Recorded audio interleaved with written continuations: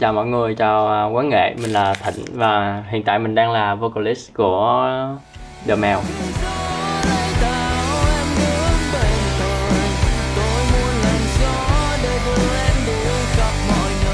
Chào mọi người, thì mình là Tuấn và trong quá khứ thì mình đã từng trong nhiều ban nhạc và một những đó là Clap và sau đó mình qua Dị Thoại và hiện tại mình đang làm nhạc độc lập.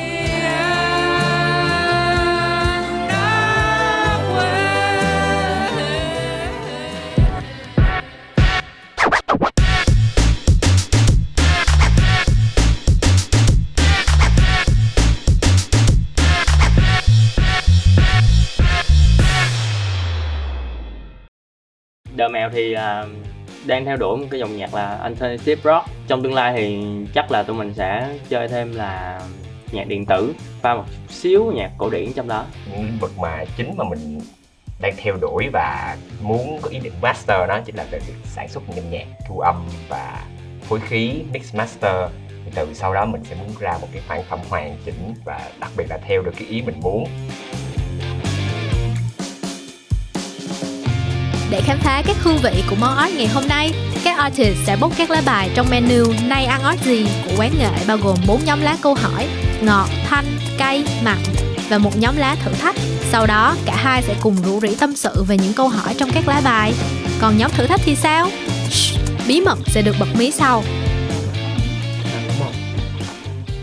Những lầm tưởng người ta hay có về hình ảnh của artist trong lĩnh vực của cậu là gì? Một những lầm tưởng lớn nhất của bọn rock là bọn nó sẽ rất là quậy, nhưng mà thật ra nếu mọi người coi ý là khi mà đi show kiểu thì thật ra bọn rock quậy trong cái đó thôi, nhưng mà ra ngoài thường bọn nó rất là hiền. Đặc biệt là những người mà nghe metal đó, mọi người coi đi, vô họ rất là quậy kiểu, nhưng mà ra ngoài nói chuyện là nói chuyện như một con nai vậy. Nghe nói tới chơi rock chơi này chơi kia thì chắc là cũng dữ tợn, cũng này cũng kia lắm. Nhưng mà thật sự ra anh nghĩ là artist nó cũng như người bình thường thôi, giống như là nó có hai nhân cách vậy đó. Thì một cái nhân cách là của mình đi chơi nhạc, trên sân khấu mình ngông hay là trên sân khấu mình quậy sao đó thì người ta sẽ tưởng là ở ngoài mình cũng vậy luôn. Tôi nghĩ là nó là hai nhân cách khác nhau chứ không phải là một. Cái dòng nhạc của mình cũng nói là những cái nhân cách của mình là vậy, nhưng mà chưa chắc gì nó là cái nhân cách chính của mình là cái đó. Kể tên hai audit có tác phẩm làm cậu ngưỡng mộ và rung động, cậu yêu điều gì ở những audit và tác phẩm này? Lucas Graham với My Chemical Romance. Đây anh xăm My Chemical Romance với ngoài sau này là Lucas Graham. Có một bài của Lucas Graham là Happy Home, còn My Chemical Romance chắc là bài Helena. Hai bài đó thì có một điểm chung là đều nói về gia đình và xã hội. Họ có một cái cách hát ngộ lắm, nó giống như là nói vậy đó, y chang nói luôn. Đặc biệt là Lucas Graham á là hát là như nói luôn. Mình nghe giống như mình không phải là nghe nhạc nữa, mình đang nghe trải chuyện, nó dễ đi vào lòng người hơn. Lời thì sâu lắng nhưng mà nhạc thì nó đọc bèn. Cái gu tôi thì tôi sẽ thay đổi thời gian, nhưng mà hiện tại thì đang rất là khoái Jay Dilla. Nói chung là một ông producer tầm năm 90 gì đó, ông làm kiểu underground hơn, bởi vì ổng sample, ổng dùng kỹ thuật sample và ổng dùng tay để đánh á. Jay Dilla không chơi trống nhưng mà ổng chơi trên trống điện tử, nhưng mà nếu mà ổng chơi trống chắc chắn là ổng một những tay trống vĩ đại nhất luôn, tại vì cái feel của ổng không có giống ai hết và chỉ dùng một cái sample rất là đơn giản thôi mà ổng flip nó ra một cái gì đó nghe rất là soul. Thì Jay Dilla là một, và thứ hai có thể là Stevie Wonder. Khứa đã tự chơi hết mọi thứ luôn, khứa mù và khứa chơi hết mọi thứ luôn rồi. Một cái bài gọi là Have a Talk with God, đầu một cái cú scene gì đó vô là đập vô mặt mọi người luôn, là về cái cách mà ông chọn âm các kiểu và cái cách mà ông chơi mọi thứ rất là hoàn hảo luôn. Thì anh sẽ hơi trọng về một phần kỹ thuật, giống như cái bài anh vừa mới nói về Stevie Wonder, nó gọi là Have a Talk with God. Và sau ông sẽ ra một cái bài như Superstition, là ông chê mọi người đừng có mê tín, nhưng mà trước đó ông kêu là tuy nhiên có chuyện gì mọi người cứ nói chuyện với Chúa đi, Chúa sẽ luôn ở bên mày. Nó vừa hay về mặt kỹ thuật, nó vừa ý nghĩa về mặt lời nữa, cộng lại tay nghề cao á thì coi thì ngưỡng mộ. Thực sự là vậy. Tại vì những cái tác phẩm mà anh vừa nêu ra thường họ rất là cầu kỳ, giống như Stevie Wonder rất là cầu kỳ về phần mà chơi và lối kỹ thuật, và Jay Dilla rất là cầu kỳ về sample. Thì nó làm anh kiểu là luôn luôn muốn cố gắng để mà strive lên một cái gì đó mà nó khác hơn những cái tiêu chuẩn bình thường. Tại vì á, thật sự mà khi mà mình viết những cái lời mà về tình ca kiểu, đúng không, Việt Nam mình không có thiếu những cái đó. Họ viết từ những năm 80 đến giờ rồi, nhạc vàng, nhạc ấy, nhạc ballad, nhạc indie ballad, mọi người có thể nghe lúc nào cũng được. Nếu mình làm thêm một cái bài này nó cũng chẳng quan trọng gì mấy, mọi người đang làm cái này rồi thì mày nên theo cái hướng khác đi. Thật ra nếu mà nghe nhạc theo kiểu của anh á thì anh nghe từng câu guitar, từng câu bass, từng cái trống luôn.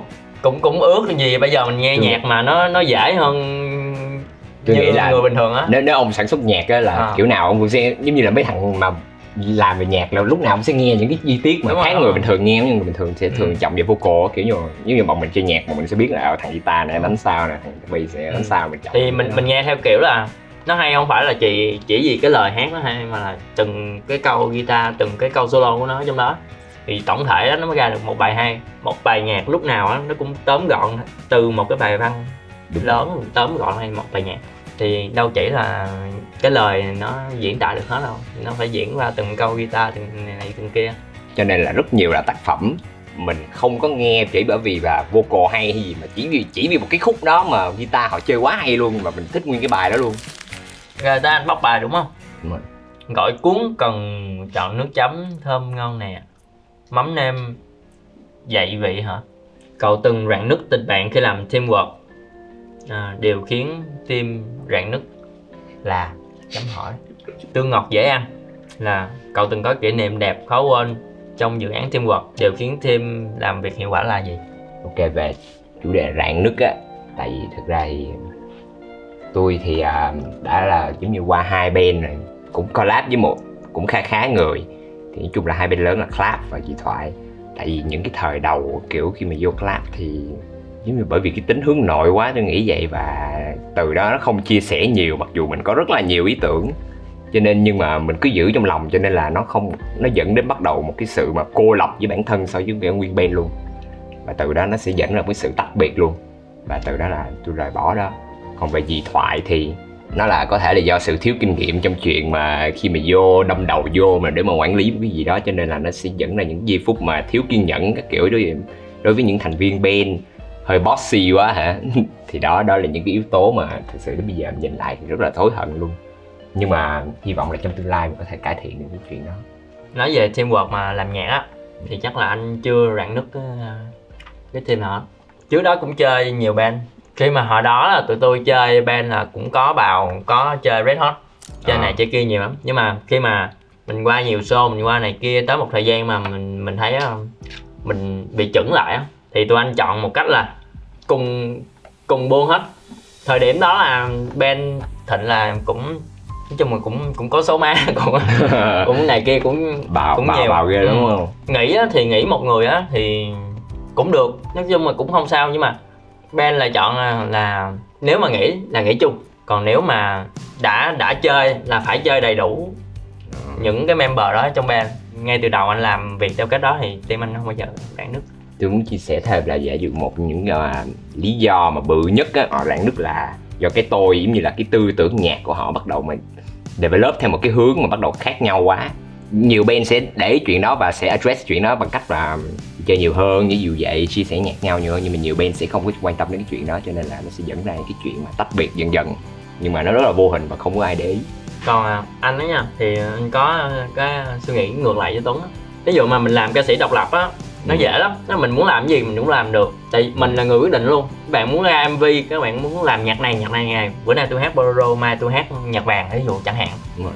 Chỉ có một người quyết định thôi. Còn ví dụ 9 người 10 ý, ví dụ cái band bạn 4 người á, đó là lý do tại sao mấy band nhạc luôn lúc nào cũng có EP với lại mà album nhiều hơn mấy nghệ sĩ độc lập hết. Khi mà band mình 4 người á, 4 cái cá tính khác nhau á, thì nó cũng là một cái điểm cộng, điểm hay là tại vì người member đầu á thì thích nhạc này, mấy người sau thích nhạc khác. 4 người mình được 4 bài, tại sao mình không làm nguyên cái EP luôn? Đó sẽ tận dụng cái sự khác nhau. Đúng rồi. Ví dụ bên team tôi đi thì tôi sáng tác được 5 bài. Cái anh guitar sáng tác được 5 bài nữa, hai ông kia sáng tác được mỗi người 5 bài nữa. Thì thay vì mình phải ngồi mình lọc, tại sao mình không lấy 20 bài đó luôn? 20 bài mình làm album.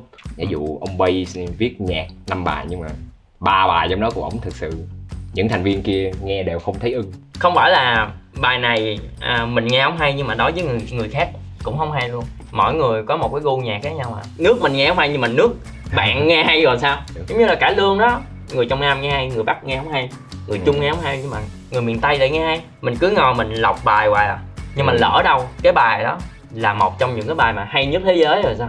Mà mình không release, rồi ai đâu nghe được bài đó, cho nên là cứ release hết. đối với band thì nó được nhiều màu sắc hơn, còn đối với cái người nghe á, mà người ta thích tụi mình á thì người ta cũng có nhiều nhạc hơn để nghe.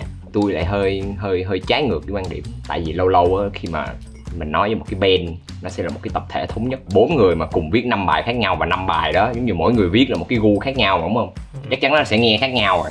Khi mà release vô chung một cái gì đó thì nó sẽ hơi khó, và cuối cùng nó vẫn phải qua một cái bộ lọc nào đó, chứ không thể nào mà giống như là mọi người viết 20 bài và mình sẽ release 20 bài đó luôn. Tại vì chắc chắn luôn, tôi chắc chắn luôn sẽ có những bài trong đó là ok, có thể hay với một số người, giống như là cho 90 triệu người nghe và 1.000 người thấy hay, nó có đáng để mà mình release và mình record đó không? Theo tôi thì tôi sẽ release hết. Ông release, ok. Tôi sẽ release hết tất cả, không chừa một cái gì hết. Có những bài nha, release năm 1990 mấy đi, nhưng mà 2022 nó mới hot, nó mới là cái trend chẳng hạn, thì mình đâu biết được chuyện đó, mình không biết được tại sao mình không release, tức là mình đã chôn nó luôn. Giả dụ nếu như một cái bài kiểu vậy nha, tôi sẽ cố gắng ít nhất là phát triển nó, hoàn thiện cái kiểu luôn, và kiểu áp vô thêm rất là nhiều yếu tố gì đó để mà ít nhất là làm cho cái bài mà nghe nó đủ một cái tiêu chuẩn nào đó. Nếu mà mình nói theo cái kiểu đó thì giống như là mình cho một cái người mà không chơi đàn đi chơi, nghe cũng tao không thấy hay nhưng mà chắc chắn có người nào đó sẽ thấy hay cho nên mình sẽ thu nó luôn.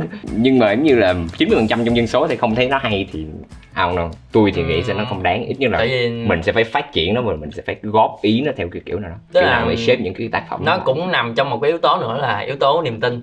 Mình biết bản thân cái người member chung band của mình, người partner của mình đang làm gì, đang có ưu điểm gì, đang có lợi thế gì. Mình rất là tin anh em trong band, tất cả những gì mọi người làm á mình đều cảm thấy hay, thì đó là lý do tại sao mình sẽ release hết tất cả những gì cái idea của anh em. Cái cách của Thịnh là nó sẽ rất là, tôi nghĩ là nó sẽ rất là đoàn kết band luôn. Chuyện mà giống như là một thành viên này cũng có rất là nhiều ý tưởng các kiểu, nhưng mà không bao giờ mà được mình show ra, không bao giờ được display những cái chuyện đó ra, dễ xảy ra cái chuyện rạn nứt lắm. Cho nên là nếu mà include được bao nhiêu thì include là rất là tốt. Bản thân mình á là buổi sáng, buổi trưa, buổi chiều, buổi tối mình đã có 4 vai rồi, chưa chắc gì buổi sáng mình đã giống buổi trưa giống buổi chiều, đúng không?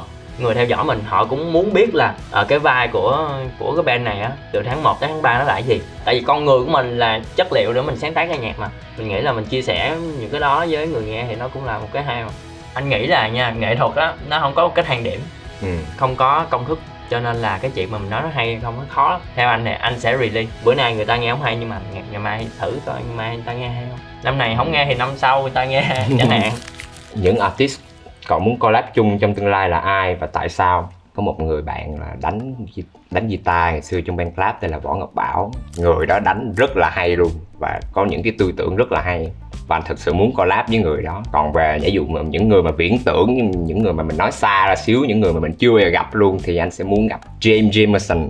Ổng là một người chơi bass trong hãng Motown tầm năm 70 hay gì đó. Ổng là một trong những người mà đánh trong rất nhiều hit của những cái Motown. Người ta kêu là những cái bassline của ổng là được cống hiến cho cái độ hit của cái bài đó rất là nhiều. Thường nếu như bass mọi người bây giờ nghe là nó sẽ đi mà gọn một nốt hay gì đó để nó fit với cái bài, nhưng mà ông đó là chơi theo kiểu mà ông đánh rất là nhiều nhưng mà không bao giờ ngán đường ai hết, và giống như là nó có một cái sự cầu kỳ, một cái sự phức tạp giữa một cái sự đơn giản trong đó. Đối với anh thì nó rất là magic, và anh muốn thực sự là coi ngoài đời ổng làm sao, như là anh có thể cho ổng một cái gì đó rồi ổng thử đánh theo vậy đó để anh hiểu cái cách ổng làm sao để mốt mình ứng dụng vô. Anh thì chắc là nếu mà nghệ sĩ nước ngoài chắc là Lucas Graham, đó là mơ lớn nhất của anh. Còn nếu mà Việt Nam nha thì chắc nói ra chắc Tuấn biết á, là chú Hải Bột. Ôi, chú Hải Bột của Quái Vật Tí Hon. Thì anh nghe chú Hải Bột chắc cũng từ hồi nhỏ rồi. Thấm, nghe cái vocal Thấm đó. Đường về kiểu chú đó bây giờ chắc không biết là chú anh theo anh nghe nói thì những tin đồn cuối cùng thì chú đó hiện tại không có available để giao tiếp với con người đâu. Nhưng mà hy vọng là chú Hải Bột có coi cái này chú Hải Bột và phải biết là Hải Bột đã cống hiến rất nhiều, nếu như mọi người chưa biết, Hải Bột đã cống hiến rất nhiều cho cái nền indie Việt Nam luôn đó. Chú Hải Bột là người đầu tiên mà đem indie Việt Nam về. Hải Bột của Quái Vật Tí Hon, họ chỉ ra một album thôi và họ nghĩ, nhưng mà cái ảnh hưởng của cái album của họ là đến bây giờ giống như là như anh ai chơi rock thì cũng biết hết. Đúng rồi, vẫn phải nhắc về đó. Nó rất là khác nếu mà người rảnh mọi người. Mỗi lần nói tới Hải Bột cái da gà cái nói. Hải Bột ghê lắm. Hải Bột là cái gì đó khác của Việt Nam. Tuy nhiên nếu mà tìm hiểu kỹ cái câu chuyện Hải Bột thì nó sẽ hơi buồn, vì về sau đó thì nó sẽ là những bi kịch thôi. Nhưng mà nói về cái mà chú Hải Bột để lại thì chắc nó quá bự, còn lâu á. Chú Hải lót sẵn một cái đường cho cho thế hệ sau này đi về hướng indie á. Hải Bột ra album nó tầm 2001 đúng không ta? Theo tôi nhớ là đúng. Không nhớ, tôi không nhớ. Lâu lắm rồi, nhưng mà đến giờ vẫn chưa ai có một cái độ mà đầu tư như Hải Bột hay là một cái độ mà chỉn chu về những cái album đó như vậy. Một cái cách đột phá của ổng nữa. Em tối nay em về em nghe thử, mọi người về nghe thử Quái Vật Tí Hon. Chỉ một album thôi. Album là Đường Về, album nó tên Đường Về luôn. Hầu như là lời toàn là lời buồn không à. Nó giống với The Mèo á. Tụi anh trên cái bio của tụi anh á có để là lúc mà tụi anh buồn á, tụi anh sẽ làm nhạc buồn. Lúc mà tụi anh vui á, tụi anh cũng làm nhạc buồn, nhưng mà trên nền nhạc vui. Đó thì Quái Vật Tí Hon cũng là chứ cũng kiểu vậy đó. Có những bài nghe tưởng vui mà ra nghe hồi là thấy buồn liền à. Mây đã đến đây rồi, dường như lòng vẫn chưa cười. Nước mắt rơi lên khung cửa khung trời, theo thao thì thầm, theo thao thì thầm, thầm thì thầm thì thầm, thầm thì thầm, thầm thì ước nguyện thì thầm.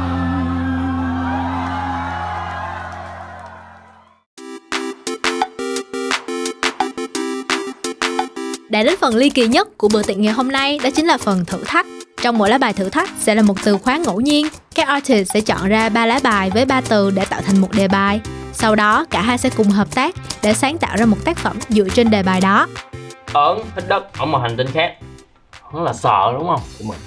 Là sợ hít đất ở một hành tinh khác. Hành tinh khác.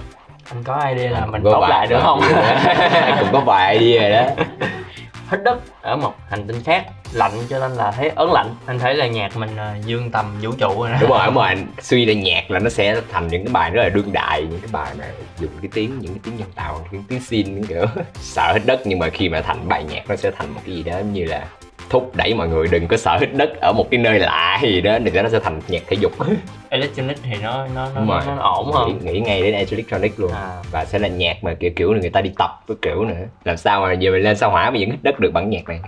Nếu mà ớn hít đất thì anh nghĩ là châm biếm mấy người mà lười tập thể dục. Tại sao mình không dậy sớm để mình tập thể dục? Tại sao mình ngủ nướng? Thì đó cũng là cái chủ đề mà anh mới nghĩ ra. Nếu như cái bài này nó có lời kiểu thì nó sẽ là chorus, sẽ là một cái gì đó rất là generic, những cái câu để mà thúc đẩy người ta đi tập, kiểu là mỗi sáng em mà lừa anh qua cùng hít đất. kiểu vậy thôi đó, nó cứ lặp lại để mà thúc người ta. Cũng hay. Tôi là mường tượng kiểu vậy luôn. Anh sẽ nghĩ là sẽ xài keyword là xoay hoặc là xoa. Cái này cũng được là hết đúng không? Đúng rồi. Xoay đó cũng là thể dục, thì anh mới nghĩ ra được cái đó. Còn về phần nhạc này chắc là anh với Tuấn sẽ cái này chứ quen ngồi làm sao. Có khi mình release bài này luôn thì sao đúng không? Vậy mọi người đợi nha. Đợi cái này nha. Mình nếu mà được mình release. Đúng rồi.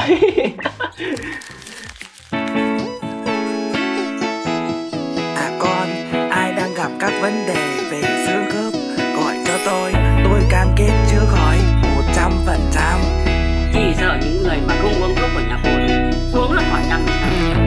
Nếu khó khăn đâu thì em ơi dậy xoay khớp gối kêu con kẹt em ơi dậy xoay. Mỗi tối em ơi đưa anh qua cùng xoay ta cùng xoay em ơi don't say wait. Thức sớm cho anh khỏi kêu em mà không chắc sớm. Thức sớm để tránh cây sụp xin năng mà hết hít đất có vai hết khói là thích quân quyết 5, 10, 15, 20, 25, 30, 35, 100 xong năm nay anh đi hội và đời mình thì được đi xa. Quý guitar hay tôi mà cùng ta mua được guitar. Thức sớm đi coi đợt mèo nhá. Thức sớm đi ngồi là nghèo đó. Thức sớm ngồi coi đồng hồ. Thức sớm đi ngồi đồng hồ nhá. Nếu khó khăn đâu thì em ơi dậy xoay. Không lối cứ có tên em ơi dậy xoay. Mỗi tối em ơi đưa em qua cùng xoay. Ta cùng xoay em ơi don't say wait.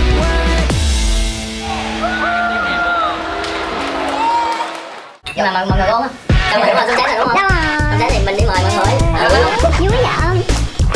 Có gì cách nữa? Có gì xin không? Mà chị. Dạ, cảm ơn em. Đến đây hả? Đám cưới của nhà chồng em.